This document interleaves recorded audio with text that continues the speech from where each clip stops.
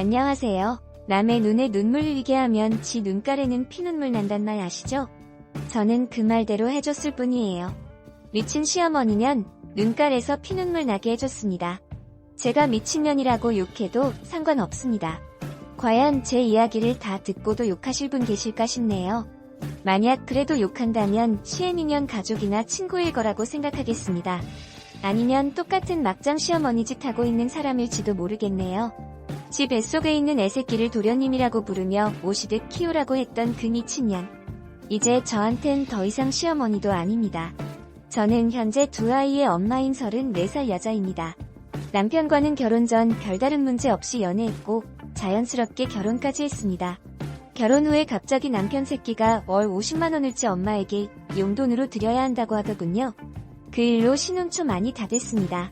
시애미까지 집에 찾아와 그깟 50만원이 큰 돈도 아닌데 여시 같은 년이 시애미 밥줄 끊는다고 지랄지랄을 했어요. 결국 월 20만원씩 드리기로 했고 지금도 그렇게 드리고 있습니다. 그러다 시부모님 두 분 다 몸이 안 좋아 모셔야 할 것 같다는 남편의 말에 그래 남편의 부모 돈에 부모지하며 3년이 넘게 시댁 근처에서 살다가 오기도 했습니다. 그러다 몇 달 전 정말 기가 막히는 소식을 들었습니다. 시아버지께서 할 말도 있고 다 같이 밥 한번 먹자고 하셔서 편도 2시간을 달려서 온 식구가 모였습니다. 시아버지와 시어머니, 신랑 누나, 신랑 저, 도련님, 제 아들 이렇게요.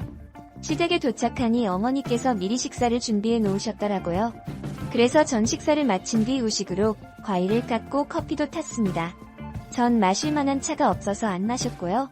그런데 시어머니께서 커피 킬러신데 그날따라 안 드시더라고요. 그래서 제가 어머니 커피 드세요. 라고 하니 아니다, 됐다, 라고 하시더군요. 그래서 전 그냥 오늘 커피가 안 땡기시나 보다 싶었죠. 식사를 마치고 도련님은 취미가 게임이라 게임하러 거실 안쪽으로 갔고 저흰 다 같이 둘러앉아 있었습니다. 그런데 갑자기 시아버지께서 헛기침을 여러 번 하시더니 할 말이 있다 하시더군요. 지는 무슨 일인가 싶어 궁금했어요. 그랬더니 하시는 말씀, 우리 마누라 임신했다 하시는 겁니다. 저랑 신랑은 깜짝 놀라서에 이랬습니다. 사람이 너무 당황하니까 네? 이 소리도 안 나오더라고요. 그 와중에 먼데 있던 도련님이 하시는 말씀 가족들 다 아는 건데 뭐하러 그 얘기를 꺼내? 그래서 신랑이 야, 더 알고 있었어? 하니 형수님 임신한 거 여기 모르는 사람도 있어? 이제 낳을 때 다 됐는데 갑자기 뭔 소리야? 이러더라고요. 그래서 신랑이 야, 이 미친놈아. 귓구멍에다가 스폰지라도 쳐박아놨냐? 그 얘기가 아니고 우리 엄마가 지금 임신했다잖아. 하니까 도련님도 갑자기 벙쪄선 아무 말도 못하고 어버버 거리더라고요. 아무튼 그러고 나서 정신도 안 돌아온 상태였는데 시아버지께서 총대를 메시고 한마디 또 던지시더라고요. 아가야, 내 시엄마가 육아 안 한지도 너무 오래됐고 요즘엔 어떻게 하는지도 잘 모르니 내가 좀 많이 도와줬으면 좋겠다. 그렇게 해줄 거지? 시아버지께서 저렇게 말씀하시는데 전 어떻게 답해야 할지도 잘 모르겠더라고요. 그래서 멍하게 있었어요. 그런데 또 제 눈치를 힐끔 보시더니 말을 꺼내시더라고요. 아, 진짜 듣는 내내 열불나고 속 터져서 죽는 줄 알았습니다. 그리고 아무래도 우리도 너네 집 근처로 이사하는 게 좋을 것 같다. 네가 부동산에 말해서 우리 살 집 좀 알아봐라. 지금은 서로 거리가 너무 머니 도움을 받기가 힘들 것 같구나. 근처에 살면 육아용품도 같이 쓸 수 있고 산책도 같이 하고 좋지 않겠어? 이렇게 덧붙이시더라고요. 전 마지못해서 눈치만 보다가 네? 이렇게 짧게 대답했어요. 그러자 시아버지께선 기다렸다는 듯이 신랑을 보며 네 엄마가 현재 임신 8주라 입덧이 너무 심하네. 좀 괜찮아질 때까지 당분간 네 집에서 얼마를 보살펴주는 게 어떻겠어? 하시더군요. 그 말을 들은 신랑이 아버지 제 아내도 임신 30주라서 자기 몸 가누기도 버거워요. 게다가 우리 아들도 이제 2돌 지났어요. 큰애 하나 보기도 너무 힘든 거 아시잖아요. 아무래도 저희 집에서 엄마를 돌보는 건 힘들 것 같아요. 이랬습니다. 그러니 시아버지께서 아주 실망한 표정으로 아들내미 키워봤자 소용없다더니 지 각시만 챙기기는구나. 아들아, 네 엄마도 너무 힘들어. 아가야, 네 시엄마 어떻게 안 되겠니? 하시는데 미쳐버리겠더라고요. 저를 더 미치게 만드는 건 신우였습니다. 아무리 낳아서 키워준 엄마가 아니더라도 그래도 남편 동생 가지셨는데 어쩜 그렇게 모지실 수가 있어요? 라고 하면서 남일이라 그런지 아주 쉽게 말하더라고요. 저희 사정도 이해해주세요. 제가 말하는 동안 남편은 눈만 꿈뻑이고 있었고 도련님은 어느샌 가강 건너 불구경하듯이 멍하게 자리에 앉아 있었어요. 그때 조용히 계시던 시어머니께서 생글생글 웃으시며 한마디 하셨어요. 아들 네 동생 곧 태인아니과 잘 챙겨줄 거지? 손주들이랑 나이도 비슷하니 형제처럼 서로 도우며 잘 지내면 되지 않겠니? 내가 노산에 너네 낳은 지 너무 오래돼서 어떻게 키웠는지 기억도 잘 안 나고 적정도 되고 그래. 내 집 근처에서 살면서 서로 도와주면서 낳고 싶은데 그렇게 해줄 거지? 라고 하시더군요. 남편은 그 얘기를 듣더니요. 일단 알겠어. 일단 오늘은 자고 내일 다시 얘기하자. 당신도 괜찮지? 라고 하더라고요. 전 정말 속으로 열불이 터져서 이 인간아 어떻게 지금 괜찮겠냐? 왜 안 된다고 말을 못해? 나도 지금 힘들어 죽겠는데 어떻게 시부모님까지 모셔? 이러고 싶었어요. 심지어 남편은 그럼 태어나면 울 아내한테는 도련님이네라고 등신 같은 말만 해댈 뿐이었습니다. 정말 병신 머저리 같은 남편만 원망스럽더라고요. 시어머니가 그간 저 육아할 때 한 번이라도 도와주셨거나 저 아플 때 위로해주셨다면 이렇게까지 화나고 원망스럽진 않을 것 같아요. 첫째 돌잔치 전에 있었던 일입니다. 전 시골 생활을 끝내고 다시 올라와서 살다가 첫째를 낳았어요. 몸이 약한 저는 아이를 낳고 몸이 계속 아팠답니다. 그래서 대학병원 치료까지 받는 중이었습니다. 시어머니도 제가 대학병원까지 다니는 거 알고 있었고요. 돌잔치 건으로 남편에게 상의하고 이래저래 취소하기로 한 뒤에 시댁과의 식사 자리는 따로 마련하였습니다. 몸이 회복이 안 되어 있던 저인 걸 아시면서도 일방적으로 날짜를 시어머니께서 잡으셨어요. 예의상 만나기 며칠 전 시어머니께 전화를 드리니까 이런 썩을 년이 지금까지 뭐하고 있다가 이제 전화를 하는 거야? 라고 하시더군요. 어머님 연락 남편이 하지 않았어요? 라고 물으니 안 했다고 화내시에 저는 죄송해요 어머니. 근데 썩을 년이라는 말은 좀 심하신 것 같네요 라고 따지니 화나면 욕할 수 있는 거 아니냐며 뻔뻔하게 나오시더라고요. 그때 남편한테 바로 얘기를 했는데 본인 엄마 원래 무식한 거 알지 않냐며 자기도 욕 듣는다고 그냥 제 선에서 참고 넘기라고 했습니다. 돌 식사 자리 때 냉랭하게 밥 먹고 파하고 다음날 시어머니께서 전화를 하셨어요. 야, 너 추석 때 여행 갈래? 가뜩이나 기분이 안 좋은 상태에서 사과 한마디 없이 야 너 하는데 저도 입었더라고요. 돈 없어서 못 간다고 바로 딱 잘라 얘기했습니다. 그리고 올 초에 어머니 아버님 해외 다녀오셨으니 다음에 돈 모아서 여행 가자고 그랬죠.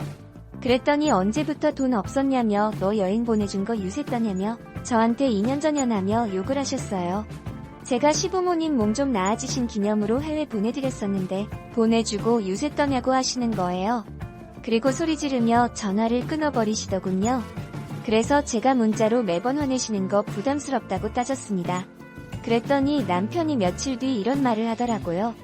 자기야 우리 엄마가 울더라. 그 말 듣고 맘 약해진 제가 문자로 따지고 추석에 여행 안 간다고 한 거 죄송하다고 풀어드리려고 전화했는데 그동안 쌓인 복원을 그날 다 들었네요. 너 이년아 여행 보내줬다고 유세 떠는 거야? 너 같은 며느리 본 적이 없어. 네가 아픈지 내가 어떻게 알아? 너 처음 볼부터 마음에 안 들었어. 너 처음 인사하던 날 우리 집 와서 가족 사진을 고개 빳빳이 들고 볼 때부터 알아봤어. 어차피면 내 아들이랑 이혼하면 별거 아니야. 밑복원은 이 정도 만 쓸게요. 전에 형님네 부부 안 좋을 때 형님에게 딸 고아원 보내고 집 나가라고 본인은 아들만 거두겠다고 소리 질렀던 분입니다. 덕분에 형님네는 시댁 식구들이랑 인연을 끊은 지 오래라 안 된 지 오래네요. 지금 생각해보니 형님네가 진짜 현명했던 것 같아요. 시어머니 임신을 알게 된 그날 그렇게 자리를 파하고 방에 누워있는데 정말 별의별 생각이 다 들더라고요. 시어머니 연세도 있고 해서 손주들 잠깐 보시기도 버거운 나이인데 임신이라니요? 평소에 시부모님께서 남편에게 한 번씩 너 동생 생기는 거 어떻게 생각하느냐고 말씀하셔서 남편은 농담하지 말라고 지금 제 나이가 얼만데 동생이냐고 농담 따먹기처럼 말하고 말았는데 정말 동생이 생기게 되어버렸네요. 남편도 멍하니 전장만 보면서 아무리 금슬이 좋아도 그렇지 그 나이에 임신을 할 수가 있는 거냐면서 혼잣말만 중얼거리더라고요. 남편도 충격은 받은 것 같았지만 자기 부모님이라서 그런지 거절을 못했습니다. 전 그 모습을 보면서 속이 타들어갔지만 저 혼자 뭐라 말할 수도 있는 상황이 아니었고요. 그래서 다음날 아침 결국 저희는 시부모님을 모시고 집으로 같이 올라왔습니다. 저희 집에서 하루 자면서 집 근처 부동산에 들러 전세집을 알아본다고 하셨어요. 시골에 살면 산부인과 다니기도 불편하니까 반드시 저희가 살고 있는 아파트로 알아보겠다고 하셨습니다. 저희 집에 도착하자마자 시어머니께서는 아가야 육아책은 어디에 있니? 이제 8주 됐으니까 미리 준비를 해놓는 게 좋을 것 같아 라고 하시더라고요. 그래서 집에 있던 책을 시어머님께 드리니 조금 읽으시다가 갑자기 매콤한 닭발이 먹고 싶다고 하시더군요. 저희 집 근방에 닭발을 파는데도 없는 데다 보통 닭발은 밤에 안주용으로 많이 먹는 거잖아요. 이제 갓 점심 먹을까 말까 하는 시간에 난데없이 닭발을 먹고 싶다고 하시니 정말 난감하더라고요. 그래서 부랴부랴 인터넷으로 검색해서 닭발 파는 집 찾아서 남편 시켜서 주문해서 받아오게 했습니다. 그 식당이 2시부터 여는 데다 저희 집으로부터 30분 이상 걸리는 곳이라 배달을 못 해준다고 하더라고요. 그래서 남편이 주문해서 찾아오니 3시 정도 되더라고요. 전 그동안 시아버지 점심 차려드린다고 요리를 했는데 시어머니는 입덧하신다고 쉬고 계시고 임신 30주라 배는 부른데 첫째 아들은 여기저기 뛰어다니느라 정신없고 시아버지께선 시어머니 옆에서 육아책 같이 보시면서 시어머니 입덧하는 것만 신경 쓰고 계시더라고요. 전 아들 케어하면서 겨우겨우 점심하느라 쉬지도 못하고 제대로 먹지도 못했네요. 시아버지께서는 저희 아들을 부르시더니만 시어머니 배를 가리키시며 이렇게 말씀하셨어요. 너네 삼촌이 여기 이 배 속에 있다. 삼촌 말 잘 들으면서 잘 지낼 거지? 그 이야기에 시애미녀는 그래. 너보다 나이는 어려도 윗사람이니까 깍듯이 잘 대해야 한다. 이지랄 하더라고요. 남편이라도 있으면 좀 나았을 텐데 매콤한 닭발 사러 가느라 집에도 없었고 너무 힘들었어요. 남편이 닭발 사서 온 이후부턴 숨 좀 돌리겠다 싶어서 의자에 앉아서 좀 쉬고 있었어요. 그런데 시어머니께선 닭발을 미처 맛보시더니 닭발은 우리 집 앞에 시장에서 한 게 맛있는데 그렇지 않아요. 이 건 양념이 덜 배어서 맵기만 맵고 딱딱하고 맛이 없네라고 하시더라고요. 시아버지께서도 그러게. 나도 먹어보니 그런 거 같네. 여긴 좀 별로다 하시면서 서로 주거니 받거니 하시더라고요. 전 음식하고 뒤치다꺼리 하느라 계속 일하다가 이제 잠깐 쉬려고 앉았는데 시부모님께선 저희 집에서 저런 얘기를 하고 계시니 이러면 안 되는데 왠지 모를 짜증이 나더라고요. 시부모님께선 그렇게 미점 맛보시곤 손을 씻고 쉬시겠다면서 방으로 들어가셨어요. 전 남은 닭발 버릴 수도 없고 남편이랑 둘이서 주섬주섬 먹었어요. 아침부터 제대로 뭘 못 먹어서 그런지 몰라도 제 입에는 닭발이 적당히 매콤한 게 너무 맛있었습니다. 그러고 있는데 시어머니께서 절 부르시더라고요. 아가야. 바닥이 좀 차다. 따뜻하게 누워있는 게 우리 애기한테도 좋을 것 같으니까 저 방에 있는 온수매트를 좀 가져다줘라. 사실 그 온수매트는 저희 아들 따뜻하게 숙면하라고 사놓은 거였어요. 그런데 시어머니께서 그렇게 말씀하시니 어떡하나요? 드려야죠. 그래서 남편에게 여보 온수매트 어머니 가져다 드려 라고 했더니 갑자기 시애미년이 방에서 나오더니만 너는 그것도 남편 시켜 먹니? 연 도대체가 손이 없어 발이 없어. 임신했다고 집에서 놀기만 하면 살만 찌니까 네가 가져와라 라며 소리를 질러 했습니다. 아, 진짜 머릿속에서 오만 생각이 다 들더라고요. 몇 시간 같이 안 있었지만 앞으로의 미래가 그려지더라고요. 시부모님께서는 저랑 가까이 있는 게 좋으니까 이사는 무조건 오시게 될 것 같았어요. 제가 집 근처에서 살면서 좀처럼 살 때가 그리우셨겠죠. 3년이 넘는 시골살이 끝내고 저희가 다시 올라왔을 때 매일 같이 전화해서 힘들다, 아프다 하소연하셨던 분들입니다. 아니 그렇게 힘들고 아픈데 아이 가질 힘은 남아두셨나 봅니다. 어머님 아버님이 근처에 사시고 애까지 낳으셨을 때의 모습이 그려지더군요. 얘들끼리 장난감 가지고 놀다 보면 서로 싸움도 할 텐데 그러면 시아버지께선 제 아이들에게 어디 버릇없이 삼촌한테 대근다고 뭐라고 하시겠죠? 저도 제 자식보다 어린 애한테 도련님 해야 할 파츠니까요. 이번에 출산하시게 되면 아이 초등학교 들어갈 때 시아버지께선 이른이 가까우시고 대학 들어갈 때는 여든이 되십니다. 그 뒷바라지는 대체 누가 할까요? 저희 시댁 경제력이 풍족한 것도 아니에요. 시댁 어른들은 시골에 집도 있으시고 그동안 모으신 돈과 연금, 저희가 드리는 용돈 등으로 노후는 어느 정도 대비가 되어 있으시지만 자녀를 한 명 더 낳는 건 완전히 다른 얘기잖아요.